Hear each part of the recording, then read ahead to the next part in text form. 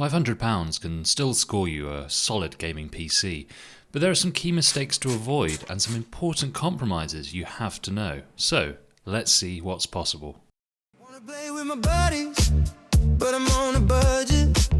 Been an Xbox boy, I'll be a PC man. See that girl over there, I'll make her mine. That's a Zen 3 Ryzen, but she still got me flying. Take a chance on me, take my hand down the street. Be ready for anything, girl, and light on your feet. Be ready for anything, girl, and light on your feet. Light on your feet, light on your feet, yeah. Light on your feet, light on your feet, yeah. Slide, screw, SSD easy, click, click. RAM is in, baby, now, girl, you must believe me. Let's see where the night lead me. Take a chance on me, take my hand down the street. Be ready for anything, girl, and light on your feet. Be ready for anything, girl, and light on your feet. Light on your feet, light on your feet, yeah. See this Radeon card, it's a nice low price.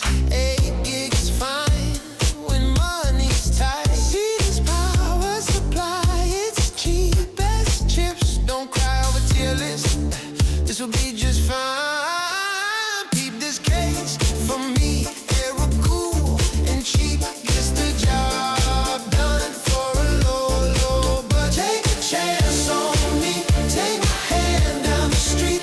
Be ready for anything, girl, and light on your feet.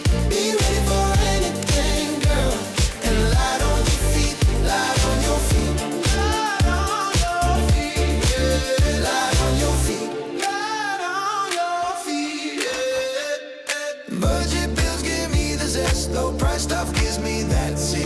Gaming isn't just for Jensen. Rise on up and get connected. Take a chance on me, take my hand down the street. Be ready for anything, girl, and light on your feet. Be ready for anything, girl, and light on your feet. Light on your feet, light on your feet. We've hit the groove here with a solid 1080p machine using all new parts. When you're low on cash, you need to be more particular with your parts choices. You don't have the luxury of fancy motherboards, high-end power supplies, and super fast memory. It's all about really maximizing what matters. If you're in the UK, you can grab this computer from my company PC36 using code YT50 for £50 off this or any PC on site at pc36.co.uk. This particular PC is a one-off and I won't be restocking it, so grab it now. The GPU is the most important part of this system, the Radeon RX 7600. It's previous gen Radeon, but still pulls decent 1080p numbers and even 1440p on many games. At this performance level, 8GB of VRAM is just fine. Law of the cheapest model applies here. Any 7600 will do the trick. This £189 XFX model was absolutely fabulous. Next most important is the CPU. We're tight on funds, so getting the latest platform just isn't realistic.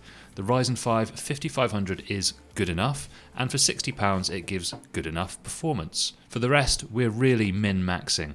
Memory is 16GB of DDR4 3200.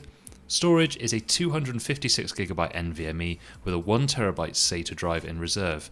I use this because I have this stuff laying around, but for you, just grab a 1TB NVMe from the go, because it's going to be around the same price. Just ensure that whichever drive you get has DRAM or HMB on board.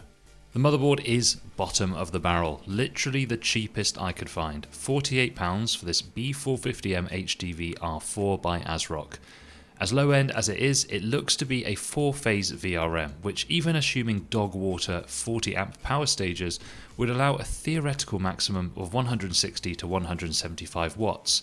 But let's divide that by 1.5 for safety, and we're looking at 105-ish watts of potential power delivery. For our 65 watt CPU, this will all be fine, and I expect zero performance loss. Hell, even a 5700X3D would most likely be fine, though you are right on the borderline, particularly with no heat sinks over that power delivery. The remainder is just adequate.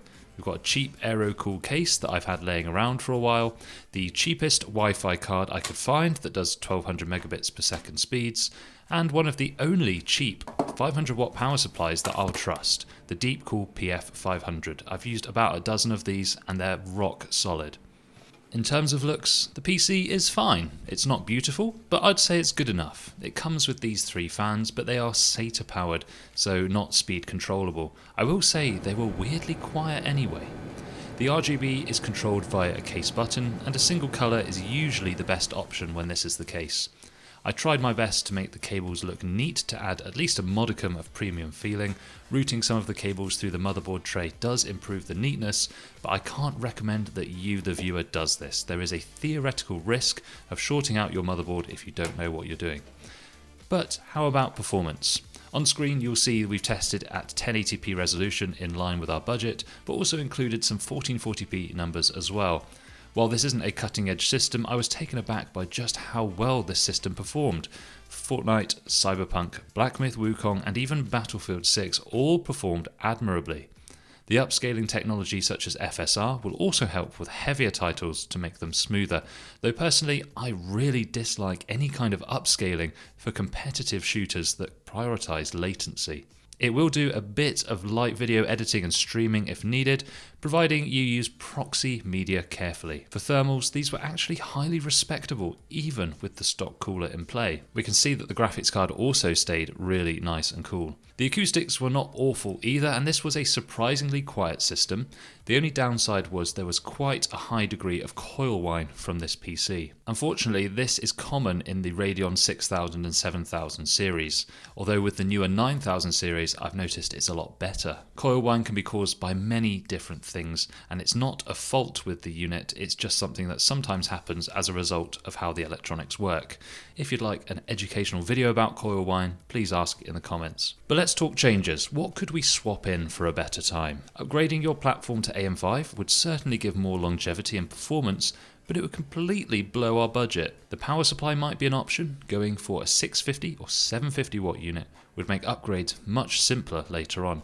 But I think the real play here would be the motherboard. Any B550 motherboard with a 6-phase VRM would really make it more comfortable upgrading to something like a 5800X3D in future, if that's something that's on the cards for you. If you know my channel, you know that I speak out about people overbuying on their motherboard, but even for me, the board reviews today is the low-hanging fruit. Whilst this cheap B450 is fine for this Ryzen 5, you are pushing your luck with a Ryzen 7 on this one. You might experience a 5 to 10% performance loss if you use a high-end CPU on this board. Another good upgrade would be getting 32GB of RAM instead of 16, but I'd only do that if you're committed to upgrading this platform and staying on AM4 for over 3 years, because the newer platforms will use DDR5. We know that compromises must be made when funds are tight, but I think this works great for someone's first PC. The natural comparison is to a PlayStation 5, and I'd choose this PC over any console every day of the week. Have you ever built a PC on a low budget? Let us know what you got up to in the comments. And to see more Build Lab, please subscribe and ring the notification bell. Have a great day.